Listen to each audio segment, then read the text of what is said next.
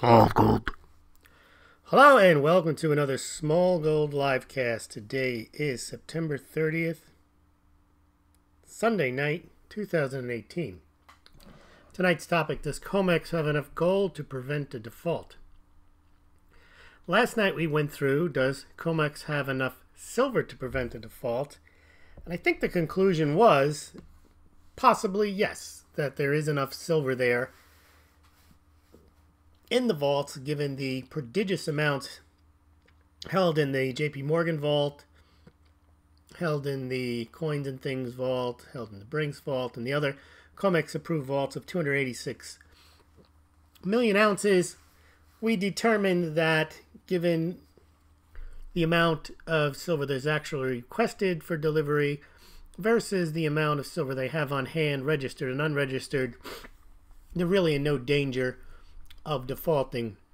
So tomorrow night we're going to talk about, tonight we're going to talk about whether there's enough gold to prevent a default, but tomorrow night we're going to talk about why, even if the amounts at the COMEX are low, why COMEX will not default anyway. But for now, we're just looking at the numbers of what's in the COMEX vaults, and as I mentioned, last night we looked at, does COMEX have enough silver to prevent a default? So if you haven't seen that one, go back and check that one out. We're going to follow the same format tonight for gold. Before we do that, let's take a look at the gold price and also the silver price. They are both now trading again. Gold is at $11.90.40. It's down about $1 or $2 from the close on Friday. Silver's down a penny to about $14.63. Not much movement yet in the gold and silver markets. Bitcoin is at 66.12. That's up about a percentage point over the last 24 hours. Bitcoin Cash holding above 500 at 532. That's down about 1%. Ethereum at 233, up about 1%. Litecoin at 61.25, pretty much flat over the last 24 hours. And the same with Ethereum Classic at 11.31, pretty much flat. All right, let's go into, does COMEX have enough gold to prevent a default? So we're going to show you some charts of what's available at the COMEX for trading and how much is being requested and so on. So the first chart we're going to look at is the overall chart of how much gold is said to be held in the COMEX vaults overall. And that would be all the COMEX approved vaults, HSBC, JP Morgan. There's about 6 or 7 on the Brinks. They all have gold in them. And from the chart you can see there's about 9 million ounces. Now I would say that's not a lot of, it's not a lot of gold. I mean, it's a lot, but it's not the biggest pile on the planet. For example, China's People's Bank of China has 63 million ounces. Russia has about 70 million ounces. It's a large amount. Don't get me wrong, but it's not one of the largest stockpiles in the world. But it's a healthy amount, 8.82 million ounces. Now, what's tricky here, when you look at that, you have to ask yourself, how much of that is registered? Now, remember, we talked about this the other night, the difference between registered and eligible. Let me just pull something up here. And so registered is what's actually available for sale, meaning that the owner of the gold bars is ready to dispense with it if someone actually wants to purchase it. Well, let me get back to how much gold is actually in the COMEX vault. We mentioned it's those 8.8 million ounces. And that's about 270 tons. So it is a significant amount. It's 273 tons. I'm trying to give you what that's comparable to. That would put it in the top 20 gold holding nations. So it is a large amount. But the interesting thing here is that the eligible stocks of gold are 8.82 million ounces. But they only have about 150 million ounces, 150,000 ounces that are ready to sell. Now that makes it look a little suspect, because there's a huge difference between 8.83 million ounces and 150,000 ounces. And you can see that is in the eligible stocks is the first box on the bottom, the shaded area.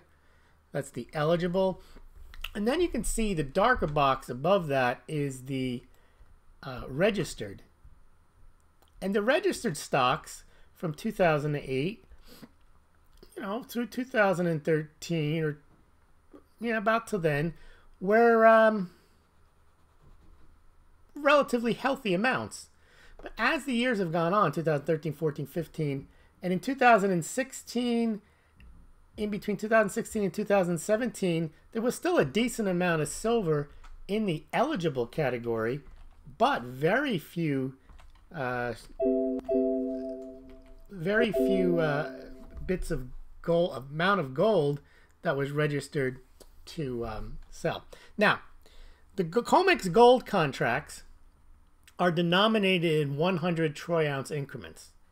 So for that gold to be eligible in a COMEX vault and traded, it has to be at least 995 finest and be in the form of either the 100 troy ounce bars or the 1 kilo bars. But as you can see, in the last, I would say most of 2018, very, very little gold is registered for sale. However, the amount of gold hasn't really declined much. It's more than there was in 2013 when there were about 5 or 6 million ounces. So there's a healthy amount of gold, almost 9 million ounces total, which is about 275 tons, are in. Now, what does it mean that no one has it registered for sale? Does that mean that COMEX is going to collapse because people are going to stand for delivery? There's only 150,000 ounces available. Won't happen, mostly because there's plenty of gold there, and if it gets to a point where the price rises because people are nervous about the ability for people to deliver, well, it's very easy to register those eligible stocks. It'd be more concerning if the total COMEX stockpile wasn't nearly 9 million ounces, but was down like 1 million ounces. But you can see, really, since 2008, it's almost tripled the total amount of gold that's in the COMEX depository, from about 3 million ounces in 2008 up to about 9 million ounces right now. I mean, it was at its peak, at about, no, I take that back, 3 million ounces eligible in 2008, and now there's 9 million ounces eligible. But back then in 2008, there was about 7.5 million ounces total. The real takeaway from this chart is that the amounts of registered gold is very, very, very low. It's very even hard to see it on the chart. At times it's probably been below 150,000 ounces, maybe only 100,000 ounces, 90,000 ounces. You can barely tell, as the lines have they've almost become one line, the difference between registered and eligible. Now, who has this gold? What are the COMEX vaults? Well, first of all, let's take a look. The largest COMEX vault is HSBC, and they run the GLD ETF, and they've got the bulk of the gold of the 9 million ounces. They got like 6 million of it. They only have, there's 6 million ounces, as you can see on the chart. They only have 35,000 of their ounces available for registered for sale. You can see they got a decent amount. Their amount has grown, but since 2013. But the amount's registered. Now, it may be such that the gold, people who have gold, this may indicate that gold is held longer by most people than those who buy silver, who may look to trade it, which makes sense because the price of silver is more volatile. You want to have your silver not just in the vault, in the proper size, 1,000 or 5,000 ounce bar size, but you want to have it not just eligible, but ready to go in case the price takes a spike or a dive. It looks like the traders that hold the gold in COMEX are happy to have it there eligible, but they're in no rush to get it registered. Okay, so that's HSBC. Now there's another large holder or large warehouse full of gold, and let me see if you can guess who that might be. What other large bank might have a COMEX vault full of gold? Our friends at JP Morgan. They have the second largest holdings in the COMEX vaults, full of those 100 troy ounce bars or kilo bars, and they have 1.6 million ounces of silver, and of which they have 51,975 registered. So you can see between JP Morgan and HSBC, they own close to 85% of the COMEX gold. And again, most of it is not registered. Not registered, just ineligible form, but not registered. Now, what does this mean? We're going to go through what we did, like we did last night for silver. Let's take a look at how much gold is actually delivered on the COMEX on a monthly basis. And then we're going to compare that to the Shanghai Gold Exchange. Now, someone made the point yesterday that when we say delivered, they don't break down whether, if someone, quote, takes delivery, whether it leaves the warehouse or whether the person or entity taking delivery picks up his marbles and takes it out of the COMEX system and goes home with it. The person noted, rightfully, that oftentimes what happens is someone will take delivery of the gold that was registered, and they may get it from the JP Morgan vault, and they may be a JP Morgan client, and they'll just shift the gold from one pallet to the other or just swap the names off of it, and that can be considered, I'd imagine, taking delivery of the physical gold, because it would have changed hands, and the owner of that would still hold their gold. They have taken delivery of it, but they may now take it out of registered and make it just eligible. Or they could hold their position if they're accumulating or storing gold. They could have it sent to the Brinks vault or any of the other COMEX vaults. Or if they don't send it to an eligible vault and they send it somewhere else, to their home or whatever, then that gold is also delivered, but it's no longer part of the COMEX eligible gold. And remember also, these vaults will also hold gold that's not eligible. They can hold gold eagles on behalf of clients. They can hold bullion bars on behalf of clients, Canadian maple leafs. They're just in there for safekeeping, but they're not available to trade on COMEX. Now, this chart shows not much. I mean, this year, for example, in the last month, they delivered 62,000 ounces. Now, granted, that's more than sold in American Silver Eagles, but still not a lot. But there are months where they'll not sell, but they'll take delivery in larger amounts. Well, let's take a look, rather than this little hard on the eyes to look at this chart. Let's see what that means on an annual basis rather than a monthly basis since 2006. So this gives you a better idea. Okay, so this year you could see is not a big delivery year. Just 1,625. You know, it's not a lot of gold being delivered, and you know, it's about 50 tons. It's not bad. Now, 2016 was a big delivery year, 7138. Now that's 7.138 million ounces. That's a lot of gold being delivered, and that could have been because of Brexit. People felt, you know what, I don't want the profit in fiat. I'm going to want to hold on to that gold. But you can see 2015 there wasn't much interest in delivery, just 1.6 million again. But look at 2007. That was a big year. That was 9.6 million ounces, and that's that's almost 300 tons of gold delivered.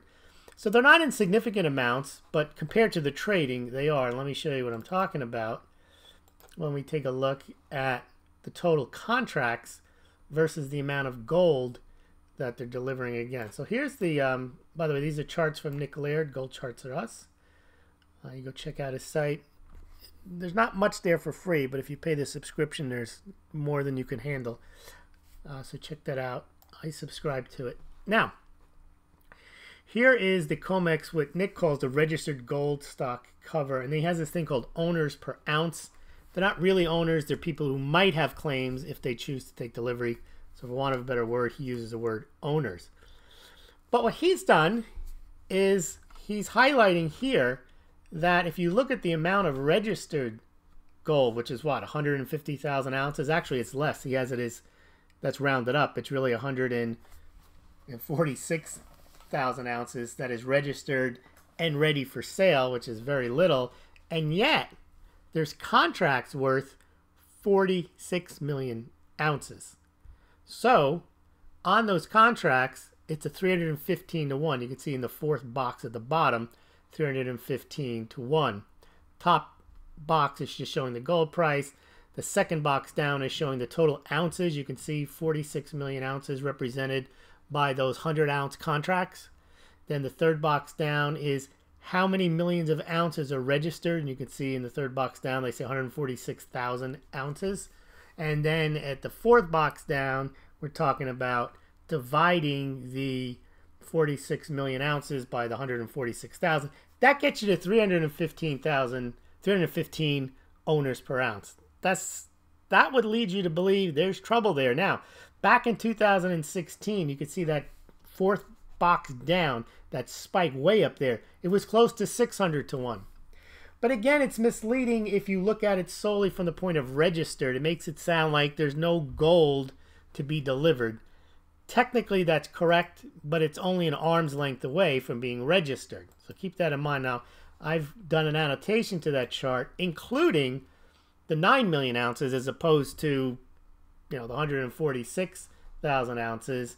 And when you look at this chart, when that comes up on your screen, you will see that there is a big difference. And that number, instead of being 315 owners per ounce, gets you down to 5.22 owners per ounce, which, is not ideal. But again, it's probably better than the ratio of cash at your bank. So I think people blow this a bit out of proportion when they keep trying to tell you that they're going to default because there's no gold there, there's no silver there. There's plenty of silver for sure, and there's a decent amount of gold. I mean, 9 million ounces is, it's not world-breaking like, it's not like, it's not comparable to the silver hoard, making one of the world's largest hoards when you have 300 million ounces. But again, 8-9 million ounces of gold is it's not insignificant by any measure. And when you add all that gold in, then the contracts compared to the amount of gold is 5 to 1. I mean, it's not that bad. And I think last night we saw that when we did the silver, let's just pull up the silver one. When you put in all of the, when you calculate all of the silver at the COMEX, not just the registered, I think we came out to, here's my annotated chart, 3.5 to 1. So I think it's overblown to say that there's no silver, there's no gold at the COMEX because people look at the registered. And if you take in the total amount that's eligible, you're not really that far off. Now, tomorrow night, we're going to talk about why, no matter what happens, COMEX is not going to go out of business, not going to default. And we're going to talk about in details. But what I wanted to do was go through first to show you the numbers behind it. They're not really at a stretch point where you say, oh my goodness, this kid's been on fumes. Because we've been hearing for 15 years, COMEX default, COMEX default. And tomorrow we'll show you definitively why that's not going to happen. But the takeaway is, though, that they are trading on a fractional reserve basis. They're not trading on a one-to-one. But you see that the amount of deliveries that they have, the amount of, compared to the contracts, most of the contracts, they don't take delivery. And if they do take delivery, they probably leave it there, so it's still in the system. or they roll over the contracts. But here's a chart I just want to show you that shows the difference in COMEX gold deliveries versus the Shanghai Gold Exchange. Shanghai Gold Exchange has contracts too, but they tend to take the delivery at a much higher rate. But even that doesn't mean a lot, because in Shanghai Gold Exchange, they generally don't take the gold, certainly not out of the country, and they probably don't take it, home with them. But it does indicate that it's a more physical market there, because the deliveries, as you can see here, are much higher. Now, these numbers, though, indicate, however, that there is more gold, physical gold at the Shanghai Gold Exchange for them to be able to withdraw this amount, even if it stays in the system, because the numbers here are almost annual gold mining production numbers, whereas the amounts that the, 200, it's a lot, 222 tons, or like we say now, they have 280 tons at the COMEX vaults, but, they mine 2,800, 3,200 tons a year. So the amount that the COMEX vaults have is a good chunk of change, but it's not, it's 7, 8, 10% of the overall gold production, whereas the Shanghai Gold Exchange has significant amounts in there, and that's what that chart's intended to show you. All right, so tomorrow we're going to go through the reasons why COMEX will not default, 4 significant reasons, but now that you have this background, we won't have to belabor it tomorrow night. Now let's see what questions we've got here. Vilas Karolavikius, 2016 and 2018 is when the price was lowest. Okay, people were buying the dip, and that's why registered stocks gone down in those years. Let's go back and take a look at both the gold and silver. My guess is just market psychology. I think when the price is going higher, it's because gold is more, or silver is more desired. I think we would agree with that. Price is going higher, people want it. And when people want gold and silver, it's not the same as wanting Tesla stock when it goes higher. You don't really care whether you have the stock or not. You just want to have it in your entry. But I think when the price of gold and silver go higher, it's going higher because people have a fear, or they're worried about something, so they want to have delivery. So that could be a reason, Villia. So let's just take a look. People are buying the dip, registered stock gone down. Yeah, it could be buying the dip. I don't know if it's buying the dip. I don't know. I can't explain why it's low now. What I had explained earlier was the reason it's low now is that they're not worried and they're holding long term, so they don't need to have it registered and ready to sell because they're not worried about selling right away. They're just holding. That's one way of looking at it. The other way of looking at it is, I would say maybe in times when the price is rising fast, people want to take delivery because they're worried. And when they're not worried, they don't bother to register it. But I have no way of telling. But it's a very good question. Brent Gay, has JP Morgan bought their shorts out and gone long? It seems to be. I did this the other night, and I had suspected this would happen, that as the prices rose, that they would then start to unwind their long position and begin to go short. I showed a chart the other night. You can go back and look at it, Brent. It shows how as I kind of predicted, that the commercials would stop being net long and start to go net short if the price kept going up, and then the it would just flip around the other way. Mate says 1K and 50K ounce bars at the Perth Mint are no longer available for purchase. Are you talking about? You must be talking about silver. It seems the known available to purchase reduce fear. People in the know something is coming. I don't know. The interesting thing about silver, somebody asked me this question in a comment, and again, it's a good question. There never seems to be a silver shortage in reality, meaning that the electronics continue to get made, the solar panels continue to get made. You don't hear about, oh, there's no silver, what are we going to do? And, there's a stopping of production. The only silver shortages we have seen, and they weren't shortages, it was in 2015 when the U.S. Mint ran out of those planchets, and because they're getting them from third parties, and they weren't able to make American Silver Eagles for a few weeks. But that's when the Perth Mint stepped up. They had plenty of silver, and they minted 4 million, almost 4 million silver kangaroos. That was really an issue of not there being a beef shortage, but there being a hamburger patty shortage. That's how I like to explain that one. And we also had a shortage of American Silver Eagles in early September for a couple of weeks. But again, that was an issue of not having enough planchets. Now, the sunshine minting, as James Anderson at Silver Doctors and I discussed the other day, they're out of their own product because they are struggling to meet demand. But that's a struggle not for silver, but a struggle for their coins that they have to make, or the blanks that they have to make for the U.S. Mint. There's plenty of silver elsewhere if you go online in other forms. It's just not in American Silver Eagles or sunshine minting coins. So there is demand, but we haven't seen a shortage. So, and also, mate, I would think if anyone knew what was coming, generally, those in the know and those with big money go for gold. They don't go straight for silver. Silver, as you've seen in 2008 and 9, did not take off first in either in sales or in price. It was only until about 2010 when silver caught fire.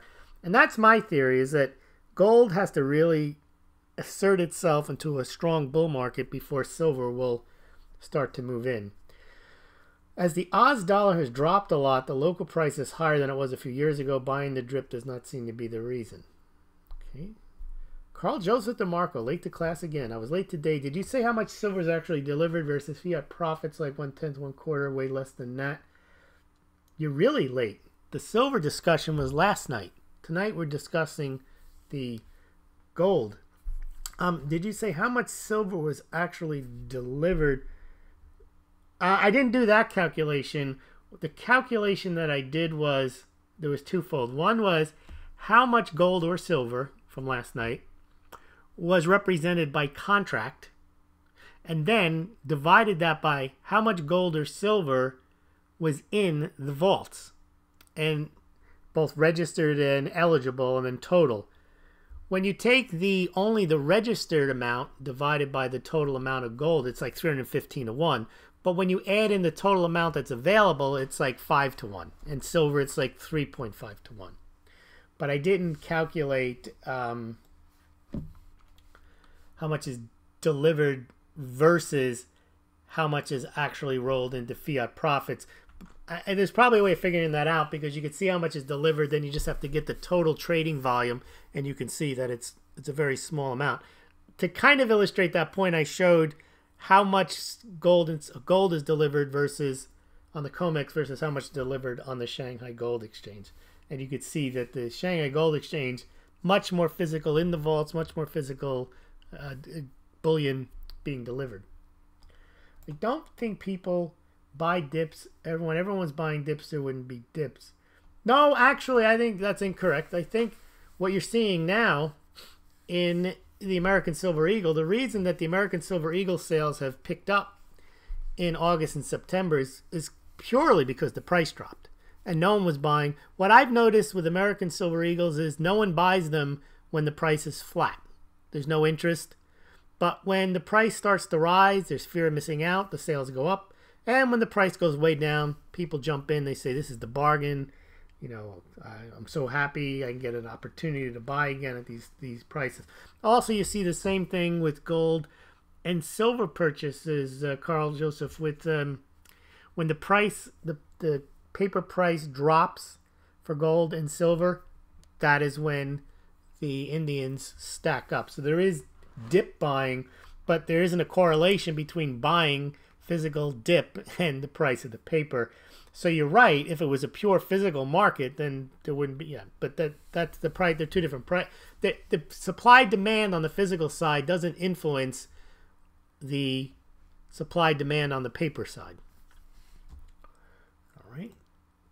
I mean, if we agree that the market is heavily manipulated, this could be a little snippet of truth. The question is, how much is it manipulated? All markets are manipulated. I don't know why. You know why you can. It's not proof, but you can take out your BS detector when people insist that the gold and silver markets are not manipulated, they never so insist with the other markets. So if you look at all markets, they're all manipulated in some way. The fact that they have trading curves and they have position limits and they have all different types of intervention. I mean, just the central banks setting interest rates is the biggest market manipulation on the planet.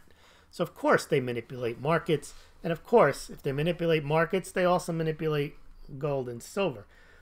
The question is, how much does the manipulation have a pure lock hold on the market? And how often do they do it? And why do they do it? Is it from a government? Is it just, people manipulate markets just for gain too. One theory is, and I could subscribe to this, is, there's like 20 big commercials and 20 big non-commercials, and they know exactly, and that's why I showed you that chart the other night. They all get on the other sides of the trade, and they ride it up and they ride it down, and they're making money as they're both going up and going down. They go long, and then they start unwinding the long positions, and they go short, and they start unwinding the short positions, and it's like this seesaw back and forth, and they don't care whether the price, as long as the price trades in a trading range, maybe 4 to 5% each month, that's great. They're not looking to make this one-time home run that a lot of stackers are. They're making money, they're shaving points every day. They're making lots of money from it going up and down, and they can care less what's happening in the silver market. That's why also they don't really want to take delivery. They want to make their fiat profits. That's what their mandate is. That's what they're there to do. They're not there to stack. I think that's what people don't understand. Now, unfortunately, that's not a market. That's just, you could be trading beanie babies. Oh, we're long now. No, we're short now. Oh, you look at the chart, you go up and down, you short, you go long. But that's what drives the price. So it's not the physical buying and selling. Well, you may have a point for smart investors to seek low, buy low and sell high. But the reason they can't do it is most people don't buy low and sell high. That's true. Mate says 1 kilogram by talking gold bars. Oh, okay. So that's a lot of money. A kilogram bar and a 50-ounce bar. That's a lot. But no 100-ounce silver bars in one. Now I'm confused. Please tell me what's available and what is not available per mint, gold and silver. Okay. After years of ignoring me, my whole family bought Bitcoin at $19,000 last Christmas. Well, that's always going to happen, Well, my sob story on that is 2011, 12, 13. People were trying to send it to me, trying to give it to me. I was like, what do I want with this? Get it out of my face. They actually told me I needed to download the blockchain. I think back then it was possible. You can have it on your computer.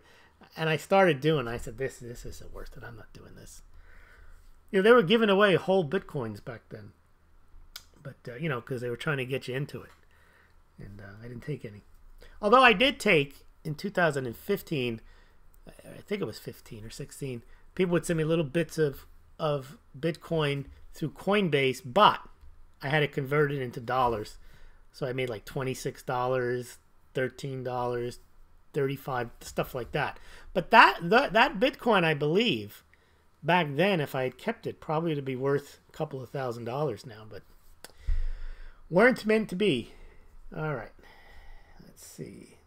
Kareem, wow, I caught a live stream for once, and I'm almost done unless I get more questions. Sorry about that, Kareem. That sounds like a comment we just got from Carl Joseph DeMarco. He said, after years of ignoring me, my whole family bought Bitcoin at $19,000 last Christmas. They were a bit late to the party, and I think you might have been too, Kareem. So I'll tell you what, tomorrow night, we'll be back on. And tomorrow night's the big one because we're going to go through why COMEX is not going to default. So if they keep bringing that story up, you'll have all of the reasons why it's not going to. You already have a good number of reasons. You can see how much gold and silver are actually in those vaults. Now, some people will say, because they want to believe what they want to believe, you can prove that they have all that gold and silver. No, I can't. But by the same token, if I can prove that that gold and silver is in there, then don't you believe that the JP Morgan gold or silver that I showed you is in the vaults is there either? Because part of your theory for thinking like that is that they're always lying. Well, then JP Morgan doesn't have that silver in its vault and they don't have that gold in its vault. And certainly they wouldn't have any other gold or silver because you can't prove that at all. The only way you can prove that is by insisting that they have it and that you can't prove that they don't have it.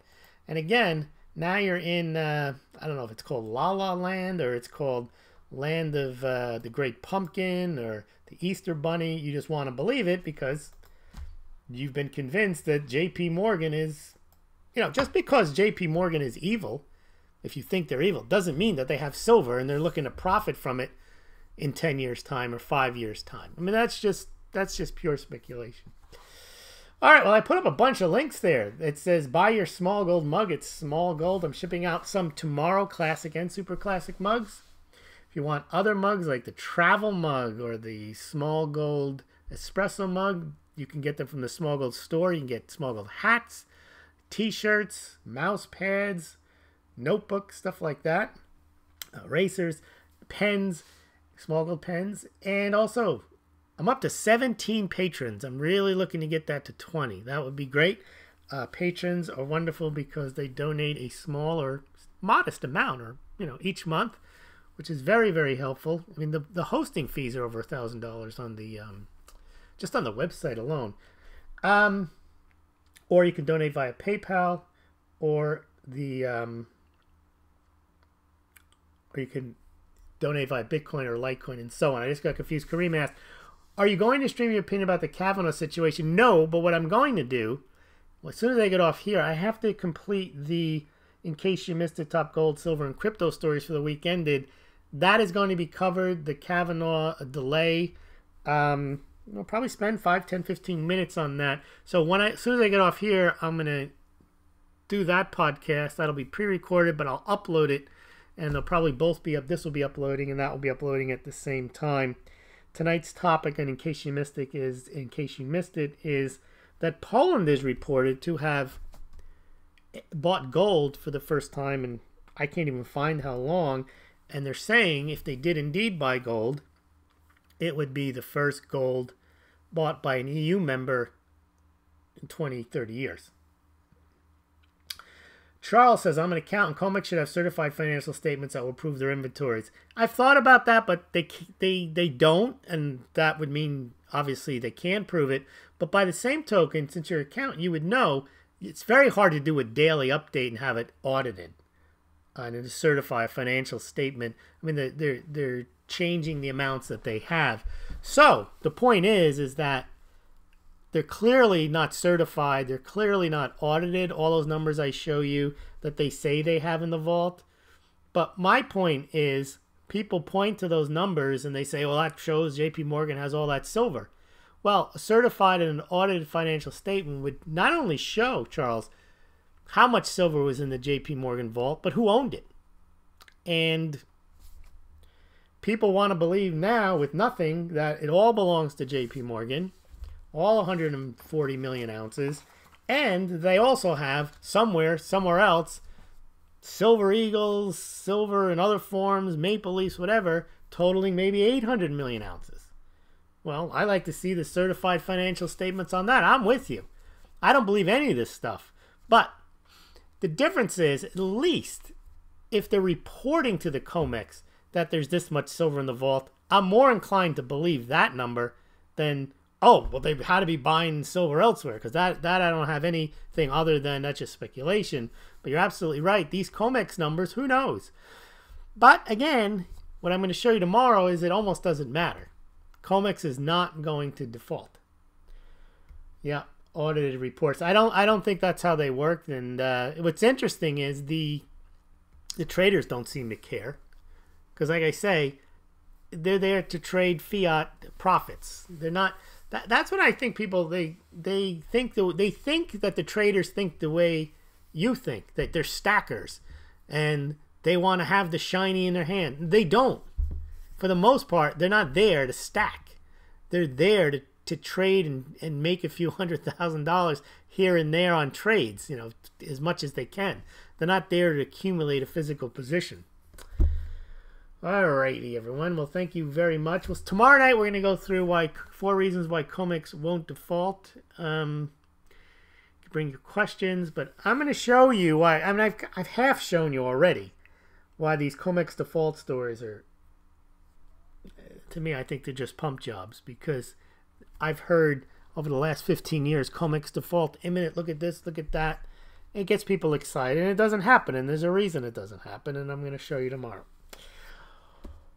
All right, everyone. We will see you tomorrow night. Thanks, as they say.